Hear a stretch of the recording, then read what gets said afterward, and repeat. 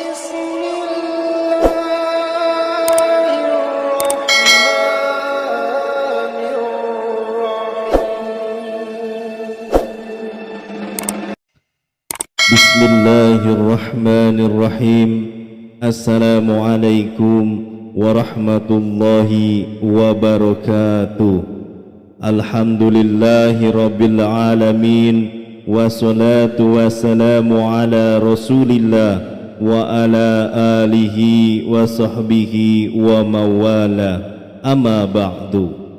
Alhamdulillah kita bisa berjumpa lagi di channel Pustaka Amalan. Salawat dan salam selalu dan tetap tercurahkan kepada junjungan kita Nabi besar Muhammad sallallahu alaihi wasallam. Allahumma sholli ala sayyidina Muhammad wa ala ali sayyidina Muhammad. Harapan dan doa saya, semoga saudaraku semuanya selalu diberikan kesehatan, dilapangkan rezekinya, diampuni dosa-dosanya, dan dipanjangkan umurnya. Amin ya rabbal alamin. Sahabat Pustaka Amalan yang dirahmati Allah subhanahu wa ta'ala, solat tahajud adalah solat sunnah yang dilakukan di malam hari setelah tidur. Solat ini memiliki keutamaan yang sangat besar. Allah subhanahu wa ta'ala berfirman dalam surat Al-Isra ayat 79 yang artinya, dan pada sebagian malam lakukanlah tahajud sebagai suatu ibadah tambahan bagimu. Semoga Tuhanmu mengangkat kamu ke tempat yang terpuji. Dari ayat ini kita dapat memahami betapa agungnya solat tahajud dan keutamaan bagi mereka yang mengerjakannya. Dalam melaksanakan solat tahajud tidak selalu diperlukan bacaan surat yang panjang.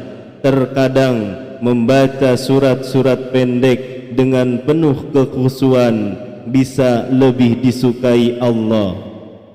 Di video kali ini kita akan membahas 5 surat pendek yang dianjurkan untuk dibaca dalam solat tahajud yang memberikan ketenangan dan keberkahan tersendiri. Kita simak surat-surat pendek apa saja yang bisa kita amalkan dalam solat tahajud. Silahkan simak video ini hingga selesai supaya segala informasi yang kami sajikan tidak menjadi gagal paham. Surat yang pertama yaitu surat An-Nas. Surat An-Nas merupakan surat perlindungan. Surat ini mengajarkan kita untuk selalu berlindung kepada Allah subhanahu wa ta'ala dari bisikan setan yang terkutuk. Rasulullah sallallahu alaihi wasallam bersabda, apabila salah seorang dari kalian bangun di malam hari, hendaklah ia mengatakan, aku berlindung kepada Allah yang maha mendengar lagi maha mengetahui dari godaan syaitan yang terkutuk. Hadis riwayat Imam Muslim. Dengan membaca surat An-Nas dalam tahajud kita mengukuhkan iman kita dan memohon pertolongan Allah dari gangguan syaitan. Ayat ini merupakan doa langsung kepada Allah untuk memohon perlindungan dari kejahatan yang tersembunyi. Imam Al-Ghazali menegaskan bahwa surat An-Nas membantu dalam menjauhkan diri dari pengaruh jahat baik dari jin maupun manusia, serta memperkokoh keyakinan pada kekuatan perlindungan Allah yang tak terbatas. Dengan membaca surat An-Nas dalam solat tahajud, kita secara aktif mengakui ketergantungan kita kepada Allah menghadapi segala macam godaan dan ancaman yang tersembunyi di sekitar kita. Ini merupakan langkah penting dalam memperkuat ikatan spiritual dengan Sang Pencipta dan menegaskan kepercayaan kita bahwa hanya Dialah yang mampu memberikan perlindungan yang sempurna dari segala macam bahaya dan fitnah. Kemudian surat yang kedua adalah surat Al-Falaq. Surat Al-Falaq adalah salah satu surat perlindungan. Nabi Muhammad sallallahu alaihi wasallam sering membaca surat ini untuk memohon perlindungan dari segala kejahatan. Dalam hadis riwayat Imam Tirmizi, Rasulullah sallallahu alaihi wasallam bersabda, bacalah Qul huwallahu ahad atau surat Al-Ikhlas, Qul a'udzu birabbil falaq atau surat Al-Falaq, dan Qul a'udzu birabbin nas atau surat An-Nas 3 kali di waktu pagi dan petang. Maka itu akan mencukupimu dari segala sesuatu. Dengan membaca surat Al-Falaq dalam tahajud, kita memohon perlindungan Allah dari segala keburukan yang mengancam kita. Ayat-ayat dalam surat ini secara eksplisit memohon perlindungan dari kegelapan malam, sihir dan dengki. Dalam konteks solat tahajud, membaca surat Al-Falaq dipandang sebagai upaya untuk mengatasi ketakutan dan kecemasan serta memperkuat tawakal kepada Allah Subhanahu wa taala. Dari sudut pandang sufi terhadap surat Al-Falaq menekankan pentingnya mengembangkan ketenangan dan kepercayaan sepenuhnya kepada Allah dalam menghadapi segala macam rintangan dan keburukan. Mereka percaya bahwa membaca surat ini dalam solat tahajud adalah cara yang efektif untuk mengundang perlindungan ilahi dan meningkatkan keberanian serta keteguhan hati. Para ulama juga menggarisbawahi pentingnya surat Al-Falaq dalam mengingatkan umat Islam akan kekuasaan Allah atas semua keburukan dan ciptaannya. Surat ini memperkuat keyakinan bahwa hanya Allah lah yang memiliki kekuatan untuk melindungi dan menghindarkan kita dari segala macam malapetaka.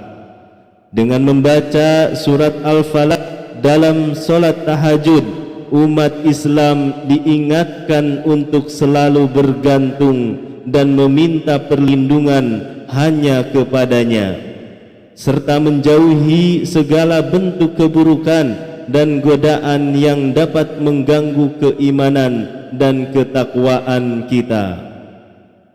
Kemudian surat yang ketiga yaitu surat Al-Ikhlas. Surat Al-Ikhlas adalah surat yang menegaskan keesaan Allah Subhanahu wa taala. Dalil yang memperkuat keutamaan membaca surat ini dalam solat tahajud yaitu dalam sebuah hadis Nabi Muhammad sallallahu alaihi wasallam bersabda, apakah kalian tidak mampu membaca sepertiga Al-Quran dalam satu malam? Membaca Qul huwallahu ahad atau Al-Ikhlas setara dengan sepertiga Al-Quran. Hadis riwayat Imam Bukhari. Membaca surat Al-Ikhlas dalam tahajud meneguhkan keimanan kita dan mengingatkan kita akan keagungan dan keesaan Allah Subhanahu wa taala. Dari sudut pandang sufi terhadap pembacaan surat Al-Ikhlas dalam solat tahajud menekankan pada pembersihan hati dan jiwa. Bagi sufi, membaca surat Al-Ikhlas dalam solat tahajud bukan sekedar membaca teks, tetapi sebuah proses mendalam yang membawa seseorang lebih dekat kepada pemahaman tentang kesucian dan keesaan Allah. Ibnu Qayyim al-Jauziyah menjelaskan bahwa membaca Al-Ikhlas dengan penuh penghayatan membawa manfaat spiritual yang besar, memperdalam pengamalan rohani seseorang. Para ulama juga menyoroti pentingnya surat Al-Ikhlas dalam menjaga keyakinan seorang muslim dari terjatuhnya ke dalam syirik. Surat Al-Ikhlas memberikan kekuatan spiritual yang kokoh dan memberdayakan umat Islam untuk mempertahankan tauhid dalam segala aspek kehidupan.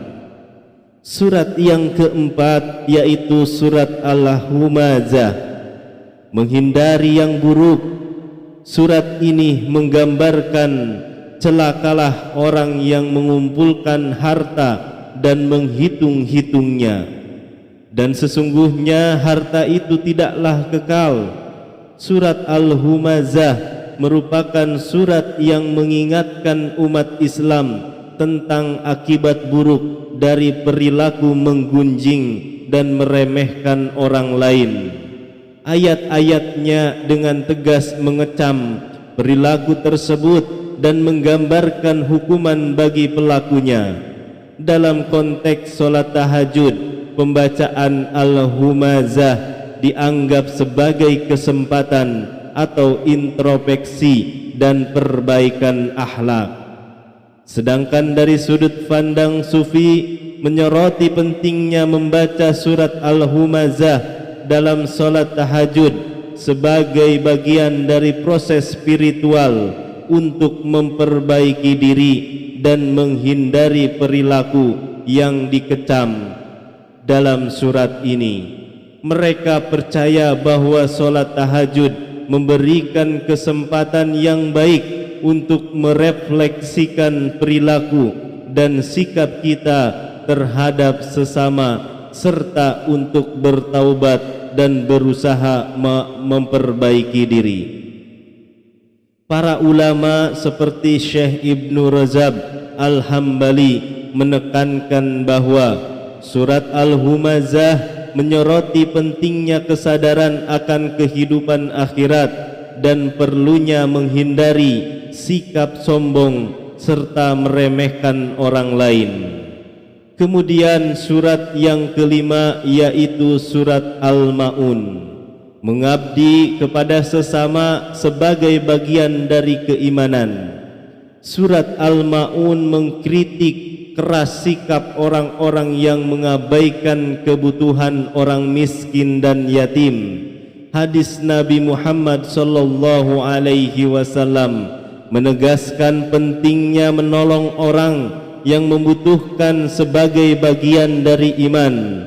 Dalam sudut pandang sufi, surat Al-Ma'un berperan sebagai pengingat bahwa sikap acuh tak acuh terhadap orang lain akan dibalas di hari pembalasan.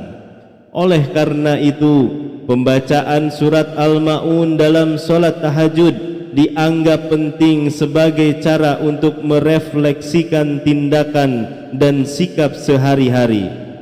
Seorang ulama besar seperti Imam Asy-Syafi'i menganggap surat Al-Ma'un sebagai kriteria untuk mengevaluasi keikhlasan dalam beribadah dan beramal. Membacanya dalam solat tahajud menjadi pengingat bagi umat Islam untuk selalu mengevaluasi niat dan amal perbuatan mereka. Dengan membaca surat Al-Ma'un, umat Islam diingatkan untuk selalu peduli dan membantu sesama, terutama kepada orang-orang yang membutuhkan. Hal ini bukan hanya sebagai kewajiban sosial, tetapi juga sebagai ekspresi dari iman yang mendalam. Wallahu alam bisawab. sahabat pustaka amalan yang dirahmati Allah Subhanahu wa taala. Itulah kelima surat pendek yang dianjurkan ketika dibaca saat solat tahajud yang paling dahsyat. Semoga Allah Subhanahu wa taala memudahkan kita untuk mengamalkannya serta menyampaikannya kepada saudara-saudara kita, dan semoga dapat bermanfaat untuk kita semua. Amin amin ya rabbal alamin. Demikian yang bisa saya sampaikan pada kesempatan kali ini. Wabillahi taufiq wal hidayah. Wassalamualaikum warahmatullahi wabarakatuh.